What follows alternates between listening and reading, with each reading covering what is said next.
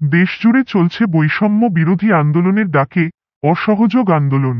সরকার পতনের এক দফা দাবিতে আন্দোলন করছে বৈষম্য বিরোধী ছাত্র আন্দোলন।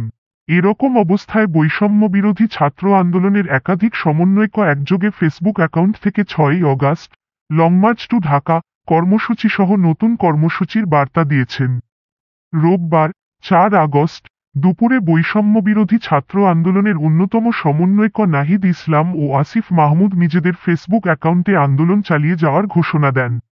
বার্তায় আগামীকালের 5 আগস্ট সোমবার সারা দেশে শহীদ স্মরণে শহীদ হওয়ার স্থানসমূহে শহীদ স্মৃতিফলক উন্মোচন করার ঘোষণা দেওয়া হয়। এছাড়া ঢাকায় সকাল 11টায় শাহবাগে শ্রমিক সমাবেশ, বিকাল 5টায় শহীদ মিনারে নারী সমাবেশ এবং সারাদেশে বিক্ষোভ ও গণ অবস্থান কর্মসূচির ঘোষণা দেওয়া হয়। 6ই অগাস্ট মঙ্গলবার লং মার্চ টু ঢাকা কর্মসূচির ঘোষণা দেওয়া হয়। এদিন সারা দেশের ছাত্র নাগরিক শ্রমিকদের ঢাকায় আসার আহ্বান জানিয়ে দুপুর 2টায় শাহবাগে জমায়েত হওয়ার কথা বলা হয়। ছাড়তে হবে ক্ষমতা, ঢাকায় আসো জনতা স্লোগানের মাধ্যমে এই বার্তা দেওয়া হয়। এছাড়াও সকল এলাকায়, পাড়ায়, গ্রামে, উপজেলা, জেলায় ছাত্রদের নেতৃত্বে সংগ্রাম কমিটি গঠন করার নির্দেশ দেওয়া হয়।